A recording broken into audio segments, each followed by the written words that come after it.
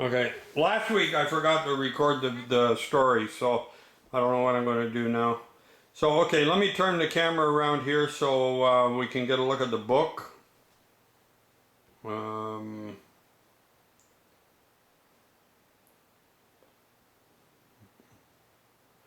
So how come I got to get you guys at the bottom of the picture over there? How come you guys are on the top? Can you see the book? You're on the top for us. Okay. We're on the bottom. Okay. Well, okay, hopefully I can get the pages done right. Okay, so this book is about Grover that goes to school. Okay. This is a little more for the younger kids in the family, so we have to do that once in a while. So today was the big day. It was the first day of school for Grover. And Grover was ready before the sun came up. His mother gave him a brand new pencil box, a new box of big crayons, a lunch box full of jelly sandwiches, and a big hug and a kiss goodbye. "I will be the only one from Sesame Street," said Grover. "What if nobody likes me?" His mother smiled. "Just be yourself," she said. "You are very lovable." There he is going to school. Look at that.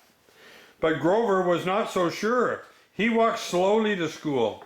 "I will try hard to make everyone like me," he said.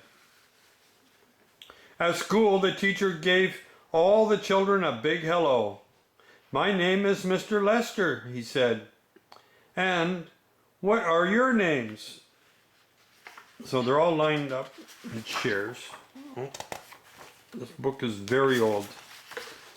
One by one said their names: Truman, Jill, Molly, Bill. "Oh," said Grover to himself, "there are so many children." Finally, it was Grover's turn. He stood up and said shyly, "I am Grover. I want to be friends with everybody." Cute, eh? I can tell. After they all said their names, Mr. Lister let them drop pictures. He passed out paper and boxes of old crayons. "I can use my own new crayons," said Grover. Truman looked at Grover's crayons. "Hey, Grover," said Truman, "if you will give me your crayons, I will give you my truck." Grover looked at the toy truck. It was missing 3 wheels, and Grover loved his new crayons.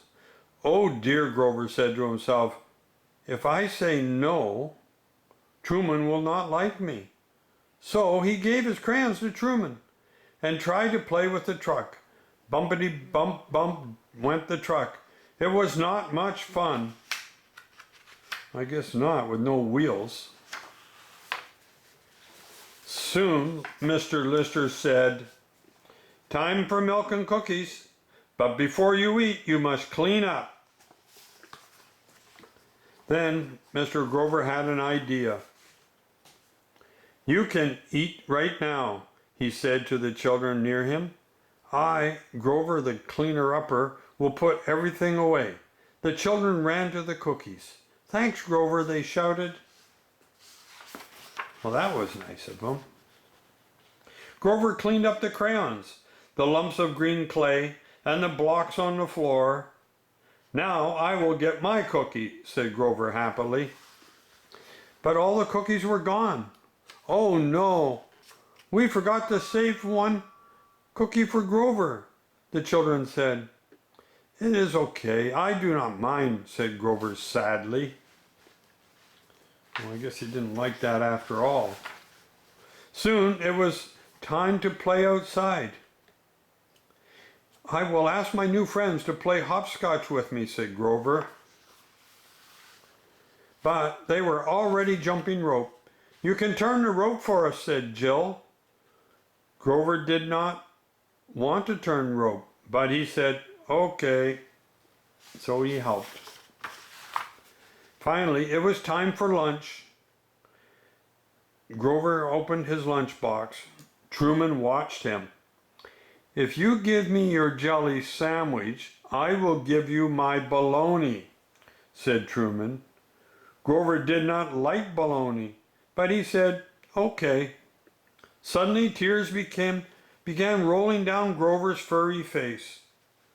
Well, you're going to be hungry. Why are you crying, Grover? Asked Molly. Because, cried Grover, I do not like this broken truck. I miss my crayons. I did not get a cookie. I do not like to jump rope. And I hate bologna. Grover cried and cried. I will cheer you up, said Molly. Do you want to play marbles? Grover stopped crying. Well, I like jacks better, he said. I do not know how to play jacks, said Molly. Grover started to cry again. But maybe you can teach me jacks, said Molly. Now Grover really stopped crying. Oh yes, I am so happy to teach you. And he really meant it. Molly got up to the threesies. Then it was time to put away the jacks and learn to write. That was nice of him. Grover opened his new pencil box. What a neat pencil box, said Bill. Want to trade? Grover looked at Bill's pencil box and then at his own. He thought for a minute. Then Grover shook his head. No, he said, I like mine better.